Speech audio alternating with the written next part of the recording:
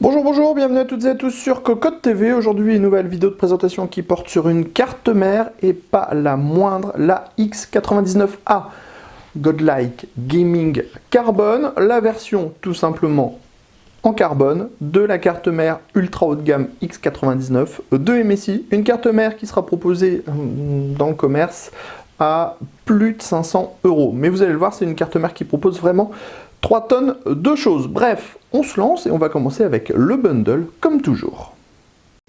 On passe au bundle, on va en avoir pour un petit moment parce qu'il y a vraiment beaucoup de choses.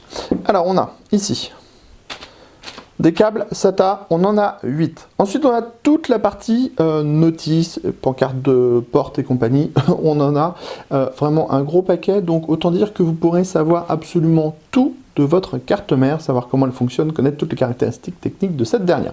On a les petits autocollants pour savoir quels sont les ports SATA qui sont branchés. On a ensuite le DVD avec les pilotes, les utilitaires et aussi le petit écusson MSI Gaming. Ensuite, on a les ponts et c'est lié, hein. Donc il y en a pour tous les goûts, il y en a pour toutes les tailles.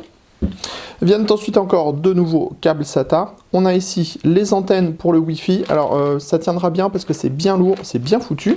On a ici tous les petits câbles pour les points VCheck. Donc ça c'est pour connaître tous les voltages et savoir tout plein de choses sur votre carte mère. On a la backplate, on a les petits borniers pour relier facilement les power-on, USB et toutes ces choses-là.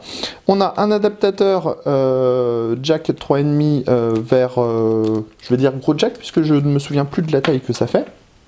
On a une clé USB 3.1 d'un côté et micro USB de l'autre.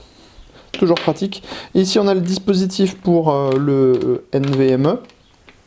Donc pour avoir du SSD qui va super méga vite. Bref, au niveau du bundle, vous allez être bien fourni. On continue avec au centre le socket, donc qui pourra accueillir un 5960X, hein, un processeur complètement délirant, mais aussi hors de prix. Ce processeur sera alimenté par 12 phases d'alimentation. On a ici un connecteur 8 pins plus un connecteur 4 pins pour justement alimenter ce processeur. On a ici le dissipateur, on le voit qui est relié avec un caloduc. Ensuite, on a les ports DDR4, on en a 8 avec une gestion de 128 Go de mémoire maximum et on pourra pousser à 3400 MHz maximum en overclocking. Justement, l'overclocking, on a ici tout le petit pôle overclocking avec différents boutons comme le reset, le power on, l'OC Genie. On a également tous les points VCheck avec, vous savez, les petits fils qu'on vous a montré tout à l'heure dans le bundle qui permettent de relever les voltages.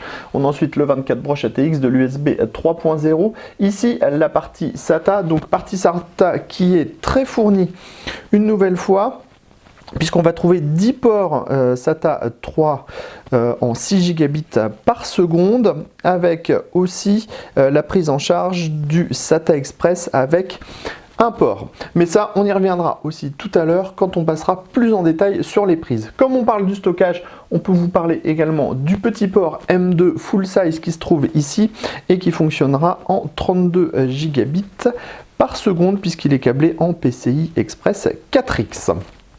Ensuite, on a ici, tous les connecteurs pour les USB, mais aussi la gestion des BIOS, des prises fan. Vraiment, c'est très fourni. Et on remarque ici l'énorme dissipateur qui est au-dessus du chipset et qui va gérer donc en fait toutes les prises SATA, mais aussi la gestion, par exemple, du PCI Express avec le processeur. Bref, plein de choses. Et le PCI Express, il est très fourni.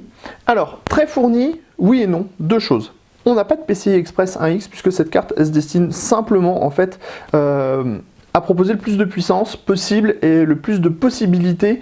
Donc on n'a que des PCI Express 16X à la norme 3.0, on en a 5. On va vous parler un petit peu de la gestion. Sachez que la gestion ça dépend aussi de votre processeur puisque certains séries 5E proposent 40 lignes PCI Express et d'autres 28 lignes. Les 40 lignes sont sur les modèles haut de gamme tout simplement. Donc au niveau du câblage, on pourra être en 16X avec une seule carte. Avec 2 cartes, on sera en 16X, 16X, mais il faudra utiliser ce port-là et ce port-là. Avec 3 cartes, on sera en 16, 16, 8. Donc 16, 16, 8. Et avec 4 cartes, on sera en 8X, 8X, 16X, 8X. 8X, 8X, 16X, 8X. Bref, on aura de quoi faire du gros montage au niveau des cartes graphiques. On va continuer tout de suite avec les ports qui sont présents à l'arrière de la carte mère. Alors on a un PS2, 2 USB 2.0, le petit bouton pour la gestion du BIOS, l'USB 3.1 Gen 2 avec un type C. On a 2 Ethernet 1000 avec des puces en Killer E2400. On a ensuite 4 USB 3. Première génération, donc des 3.0. On a les borniers pour les antennes, la prise pour le casque et enfin la partie audio en 7 points avec un Realtek ALC 1150, mais on a aussi une puce ESS ES901 K2M qui permettra en fait d'avoir vraiment une partie audio un petit peu plus poussée, surtout avec les casques. Allez, on termine comme toujours avec le gros plan de cette carte mère afin de bien voir les parties en carbone. Donc on en a ici sur le dessus. Donc ça c'est une sorte d'armure qui va protéger les ports et on voit que l'armure elle court un petit peu partout au niveau de la carte mère. C'est vraiment très bien fait et c'est très joli, c'est plus agréable que sur la version gaming noir et rouge parce que c'est tout simplement moins ostentatoire.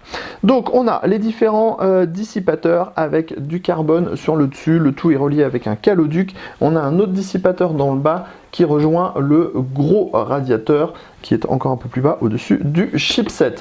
À ce niveau-là, on a donc le socket en LGA 2011 version 3, donc pour les processeurs série 5. Donc particulièrement le 5820, le 5930 ou encore le 5960. Alimentation du CPU avec un 8 pins et un 4 pins et on a 12 phases d'alimentation au total. 8 ports DDR4, 128 Go max, 3400 MHz maximum. Ensuite, on a ici la partie pour l'overclocking avec les points V-check, le reset, le power on, le CGNI, différentes prises fan, les USB 3.0. En dessous du gros dissipateur, on va trouver, donc vous voyez, on a bien la fibre de carbone sur le dessus, ce qui donne vraiment un effet qui est très sympa. On a ici la partie avec les différents connecteurs SATA 3, on en a 10 au total. On pourra en transformer 2 en SATA Express. On a le debug LED ou le postcode, comme vous voulez, les différents connecteurs pour la gestion des BIOS et tout ça. Viennent ensuite les PCI Express. PCI Express, ça dépend de la gestion de votre processeur et du nombre de lignes PCI Express dont il dispose, 28 ou 40. On a 5 ports en PCI Express 3.0. Juste en dessous ici, on a la gestion du Wi-Fi avec une carte en M2.